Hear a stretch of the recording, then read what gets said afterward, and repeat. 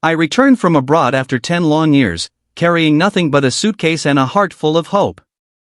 I had spent a decade working construction projects across Europe and the Middle East, chasing contracts that kept me away from home but promised security for my family.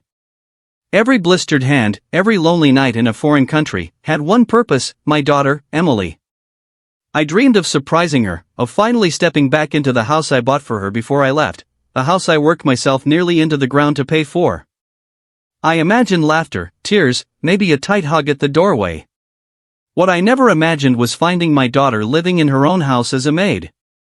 My name is Robert Hale, and this is the story of how everything I believed about sacrifice, family, and trust was shattered the moment I turned the key in my own front door. The flight landed just after dawn. I didn't call ahead. I wanted the surprise to be real. I wanted to see Emily's face when she realized her father was finally home for good. The taxi ride through our old neighborhood felt surreal. The streets hadn't changed much.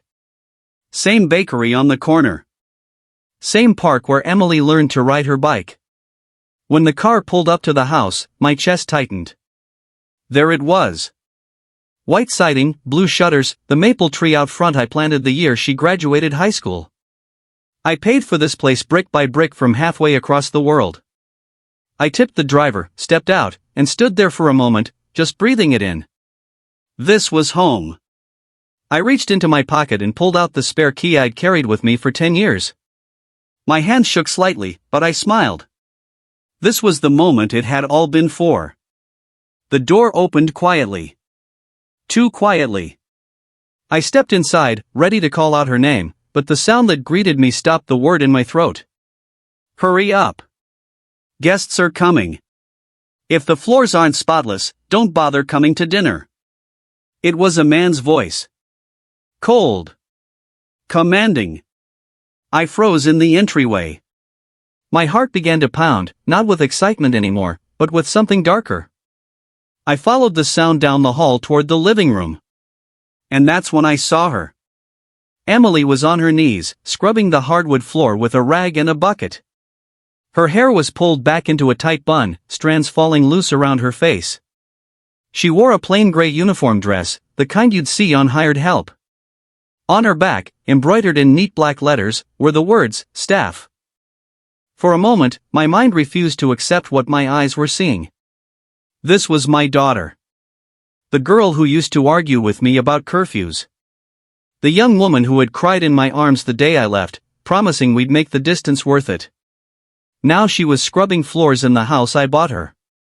A man stood over her, tall, well-dressed, holding a glass of whiskey even though it wasn't yet noon. He kicked an empty cup toward her with his shoe. "You missed a spot," he said. "Do it again." Rage surged through me so fast it made me dizzy. Before I could stop myself, I stepped forward. The floor creaked beneath my shoe. The man turned. His expression shifted instantly from irritation to surprise, then to a wide, practiced smile. Well, he said, setting his glass down. "You must be Robert. Emily's father." Emily looked up. Her eyes met mine, and in that single second, everything broke. Fear. Shame. Exhaustion. Her face drained of color. "Dad," she whispered.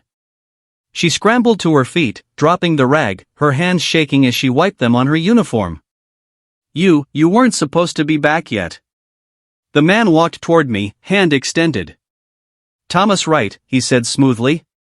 "Emily's husband." Husband. The word hit me like a blow. Emily had mentioned dating someone years ago, but then the calls got shorter, the updates vague. I told myself she was busy. I told myself everything was fine. I ignored his hand. "What is this?" I demanded, gesturing around the room, to the bucket, the uniform, the look in my daughter's eyes. "Why is my daughter dressed like that?" Thomas chuckled. "Oh, this? Emily insists on keeping busy. She likes structure. Don't you, sweetheart?" Emily didn't answer. She stared at the floor. "She's helping out around the house," he continued. "Keeps her grounded." Grounded. Like she was a child being punished. I stepped closer to Emily. That's when I saw the bruises. Faint yellow and purple marks along her wrist, half hidden by the sleeve. My chest tightened painfully. Emily, I said softly. What's going on? She flinched at the sound of my voice, then forced a smile that didn't fool me for a second. I'm fine, Dad. Really? You must be tired from traveling. Let me get you something to eat. She moved toward the kitchen, but Thomas's hand shot out, gripping her arm. Not hard enough to leave a mark in public, but firm enough that I saw her wince. Finish the floor first, he said. We'll talk later. Something inside me snapped. Take your hand off my daughter, I said, my voice low. The smile vanished from Thomas's face. His eyes hardened. You're a guest in my house, Robert. I suggest you remember that. My house. The words echoed in my head. Emily gently pulled her arm free and shook her head at me, her eyes pleading. Please don't. Not now. I swallowed my anger, but it burned like acid in my chest. Something was terribly wrong, and I needed to understand it before I made a move that could make things worse for her. Thomas straightened his jacket. Why don't you get settled in, he said. We can catch up later. Emily will prepare the guest room once she's done here. Guest room. In my own house. That night, I barely slept. Every sound made me sit up. I replayed the scene over and over in my head. The uniform. The bruises. The way Emily avoided my eyes. The way she flinched. Around midnight, I heard soft footsteps in the hallway. The door creaked open, and Emily slipped inside, closing it quietly behind her. Dad, she whispered. I sat up. Emily. Come here. She hesitated, then crossed the room and sat on the edge of the bed, hands clasped tightly in her lap. I'm sorry you had to see that, she said, her voice barely audible. See what? I asked gently. My daughter being treated like a servant? Tears welled in her eyes, but she blinked them back. It's not what it looks like. I waited. Silence stretched between us. Finally, she broke. I don't own this house anymore, she said. The words felt unreal. What do you mean you don't own it? I bought this house for you. She nodded slowly.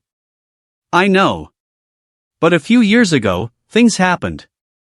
Her hands began to tremble. After you left, she continued, I got sick. Not physically. Mentally. I was diagnosed with severe depression. Some days I couldn't get out of bed. I couldn't focus. I couldn't think straight. My heart sank. Why didn't you tell me? I didn't want to worry you, she said, tears spilling now.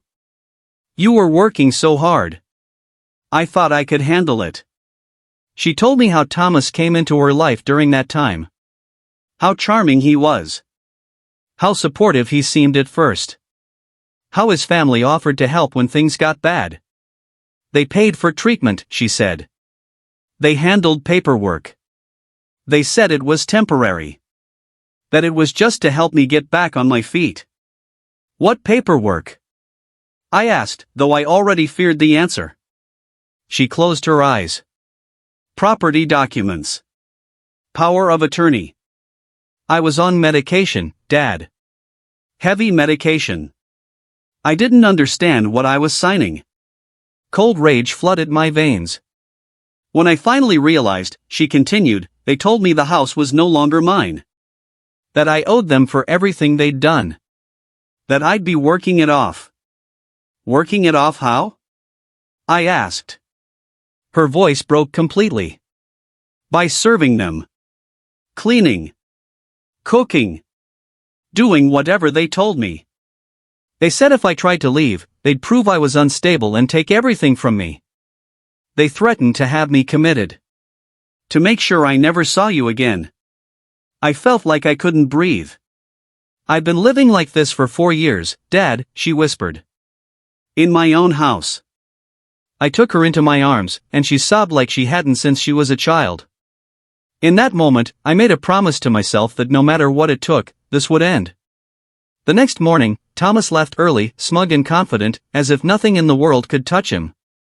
As soon as his car disappeared down the street, Emily brought me a folder she'd hidden behind a loose panel under the stairs. "I kept everything," she said. "I didn't know what else to do." Inside were medical records, copies of documents, dates, signatures. I spread them out on the table, my hands shaking with anger. The timeline was clear. The property transfer had been signed during the same week her medication dosage had been doubled due to a severe depressive episode. I drove straight to the clinic listed on the records.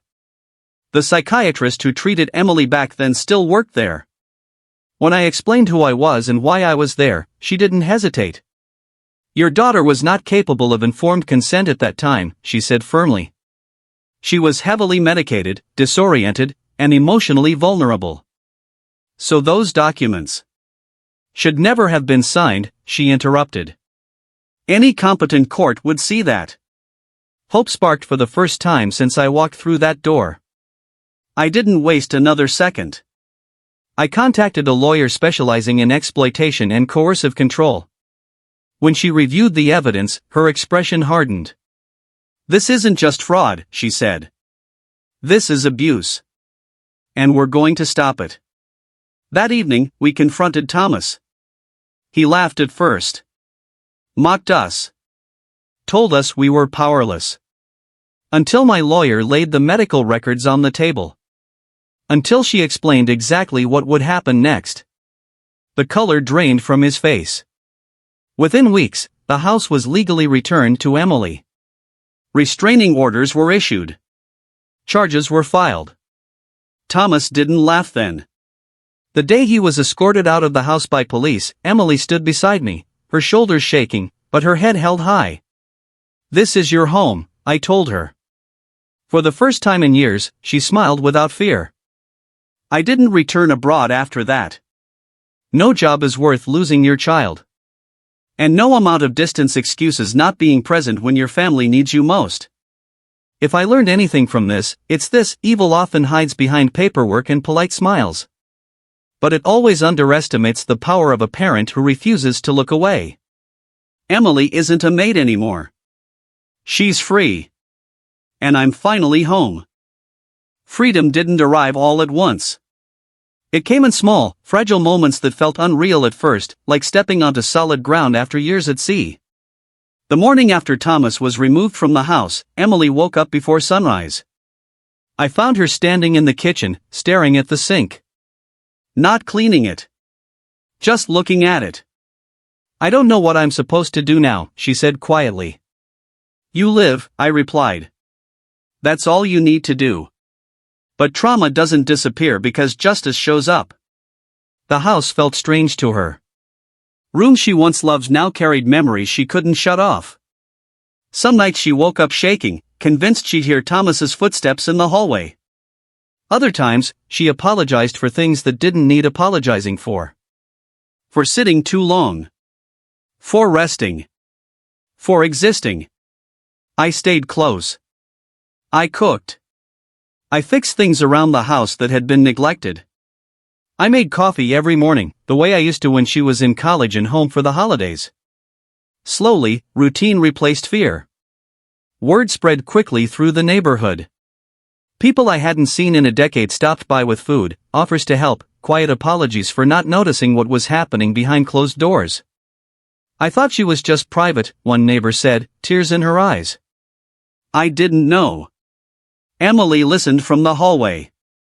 Later that night, she said, "They all thought I chose this." "You didn't," I said firmly. "And anyone who matters will learn the truth." The legal battle continued quietly in the background. Thomas tried to fight it at first. Claimed Emily was unstable. Claimed she'd agreed to everything. But the medical evidence didn't lie. Neither did the witnesses. Neither did the years of financial records showing unpaid labor disguised as family obligation. When the final ruling came down, it was decisive. The judge declared the transfer of ownership void. Fraudulent. Coerced. Thomas was barred permanently from the property and ordered to pay damages. His reputation, which he had guarded so carefully, collapsed under the weight of public records and court transcripts. I watched Emily read the judgment over and over, as if she needed to convince herself it was real. "They can't take it back," she said. "No," I answered. "They can't." That night, she did something small but monumental. She took the old uniform dress out of the closet. The one she'd been forced to wear. She stood in the backyard, struck a match, and watched the fabric burn until nothing was left but ash. She didn't cry. She breathed. Healing wasn't linear. Some days were good. Others weren't. There were moments when she froze at raised voices on television, or panicked when paperwork arrived in the mail. But she started therapy again, this time on her terms. She began to talk about things she'd buried for years. One afternoon, while we were repainting the living room, she stopped mid-stroke and said, "I used to think surviving was the same as living."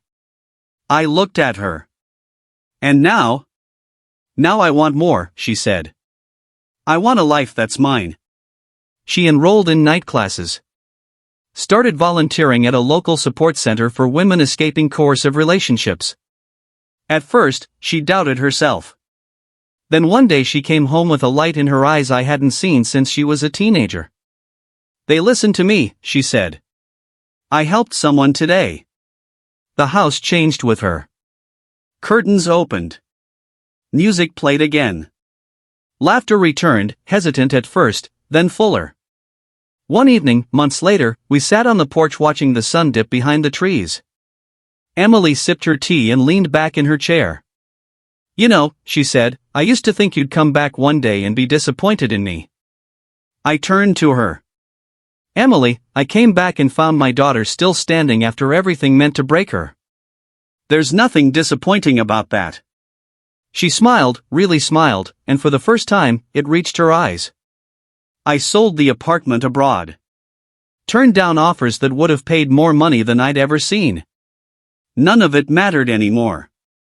I'd learned the cost of absence. Home isn't something you buy. It's something you protect." Sometimes I walk past the spot in the living room where I first saw her on her knees, scrubbing floors.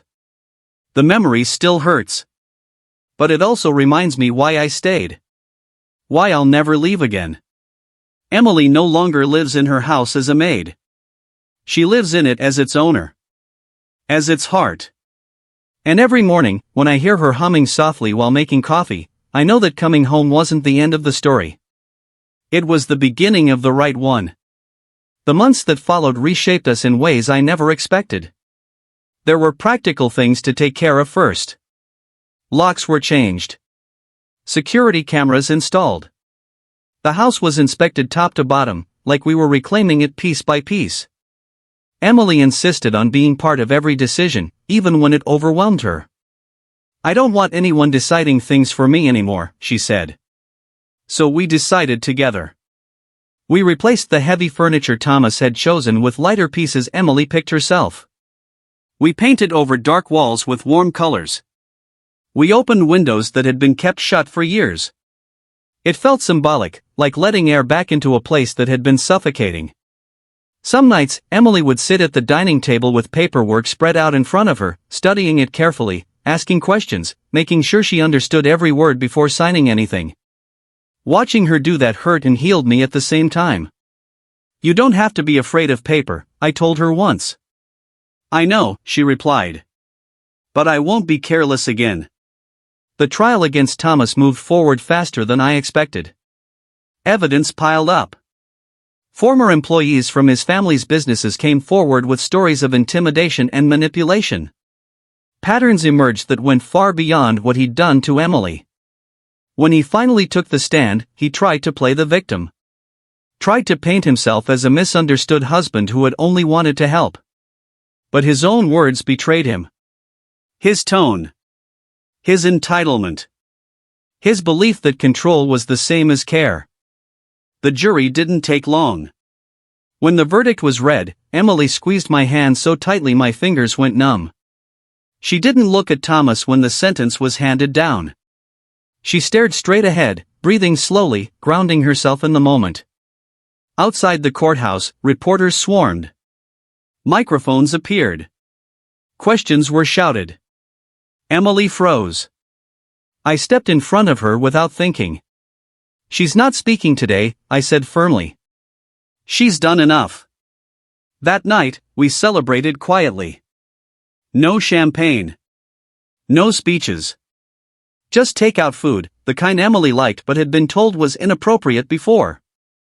We ate on the living room floor, laughing at nothing important, and for the first time, it felt safe to be unguarded. Healing brought unexpected grief.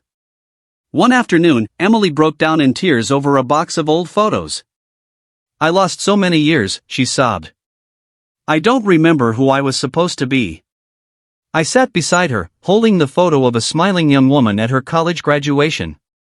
You didn't lose her, I said. She survived. She's just tired.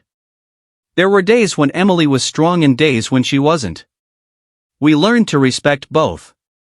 She started setting boundaries. With people. With time. With herself.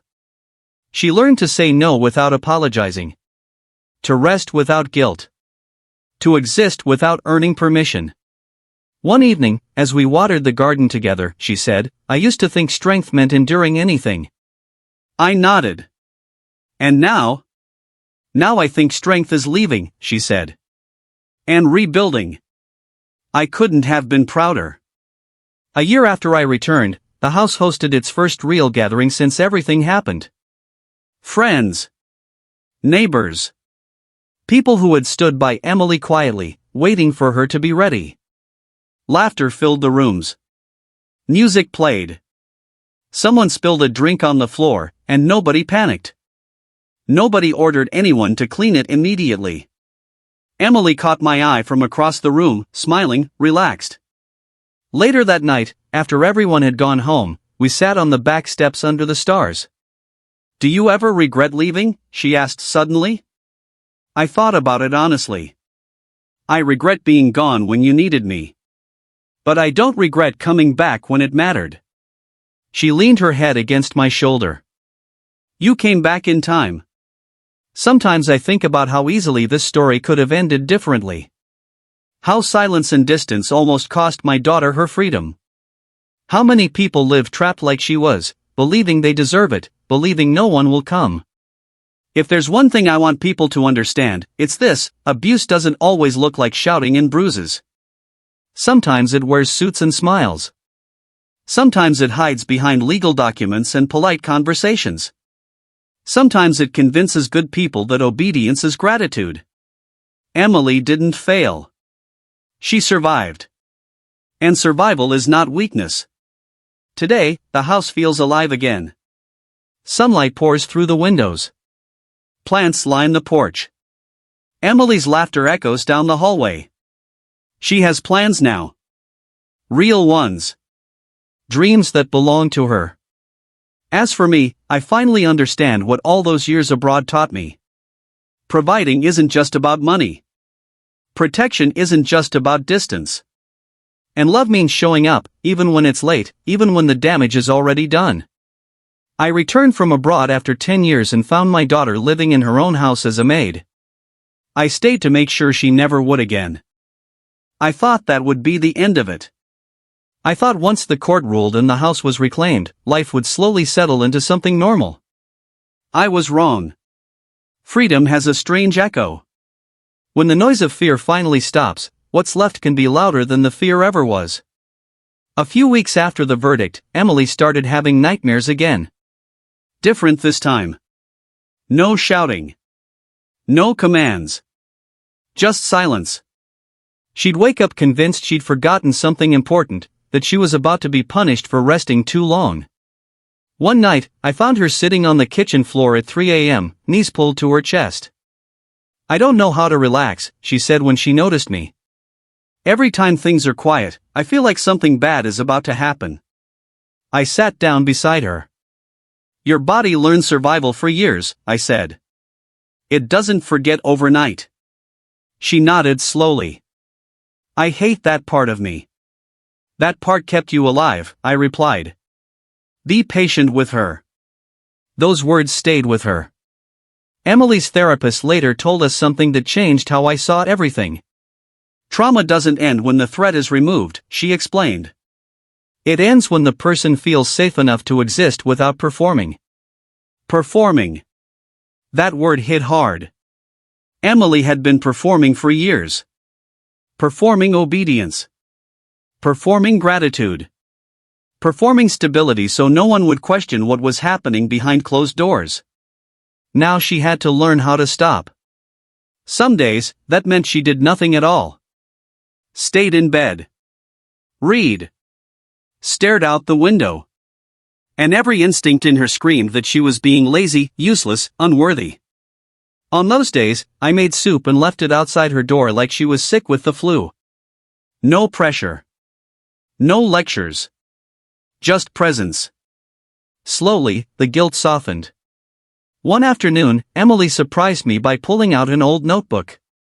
I used to write, she said, almost embarrassed. Before everything. She started again that day.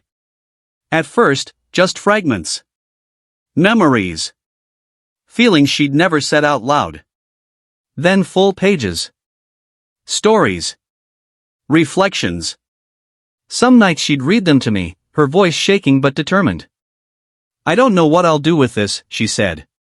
But it feels like getting pieces of myself back. That's when I realized healing wasn't about erasing what happened. It was about reclaiming ownership of her own story. The first time Emily invited friends over without asking me if it was okay, I knew something had shifted. She planned the evening herself. Chose the food. Set the time. When they arrived, she welcomed them confidently, no nervous glances, no flinching. Later, after everyone left, she laughed softly. I didn't apologize once. I smiled. That's progress. The final piece came unexpectedly. We were cleaning out the garage one weekend when Emily found a box labeled in Thomas's handwriting. She froze. I don't want to open it, she said. You don't have to, I replied. She stood there for a long moment, then squared her shoulders. I do. Inside were documents he'd kept hidden. More evidence of manipulation. Notes. Financial records. Proof that what he'd done was calculated long before she ever signed anything. Emily didn't cry this time. She closed the box and exhaled. He planned it, she said. Which means none of this was my fault. No, I said. It never was. That realization changed something deep in her. Months passed. Seasons changed. The house settled into a new rhythm that felt honest. Not perfect. Just real. Emily eventually found a small job she enjoyed. Part-time. Flexible. On her terms. The first paycheck she brought home, she stared at it like it was a foreign object. I earned this, she said quietly. Yes, I answered. You did. One evening, she sat across from me at the kitchen table and said, I don't need you to stay because you're worried anymore. I raised an eyebrow. And why would I leave? She smiled. Because now you'd be choosing to stay. That choice meant everything. Sometimes I still think about the moment I opened that front door after 10 years away. How close I came to turning around. How easy it would have been to tell myself it wasn't my place anymore. But being a parent doesn't end when your child becomes an adult. It doesn't end when you leave the country. It doesn't end when years pass. It ends only when you stop showing up. I returned from abroad after 10 years and found my daughter living in her own house as a maid. I stayed long enough to see her become its owner again, not just on paper, but in spirit. And every day I wake up grateful that I didn't come back 1 year later. Because sometimes, coming home late is still better than never coming home at all. The house is quiet this morning in a way that feels peaceful, not tense. Sunlight spills across the kitchen floor, and the smell of coffee drifts through the air. Emily hums softly as she moves around, barefoot, wearing clothes she chose simply because they're comfortable. No uniform. No instructions. No fear of doing something wrong. I watch her from the doorway and think about how close we came to losing this version of her. There are no dramatic moments left now. No courtrooms. No police lights. No confrontations. Just ordinary days. And I've learned that ordinary days, after everything, are the greatest victory of all. Emily talks about the future now. Not in vague, careful phrases, but with excitement. She talks about traveling someday, about continuing her education, about helping others who feel trapped the way she once did. She talks about joy like it's something she's allowed to want. Sometimes she still pauses, still checks herself, still fights old instincts. But then she breathes, straightens her shoulders, and keeps going. And I know she's going to be okay. As for me, I've learned a hard truth I wish I'd understood sooner. Providing from afar is not the same as being present. Sacrifice means nothing if the people you love are suffering in silence. Distance creates space, and in that space, the wrong people can step in. I don't blame myself the way I used to. But I do take responsibility. Responsibility to stay. To notice. To ask hard questions. To never assume that silence means safety. I returned from abroad after 10 years expecting a reunion. Instead, I found a truth that broke my heart and changed my life. My daughter was living in her own house as a maid, stripped of dignity, voice, and ownership. Today, she lives there as herself. Free. Strong. Unafraid. And every time I lock the front door at night, every time I hear her laughter echo through the hallway, I know this for certain. Coming home saved her. Staying saved us both.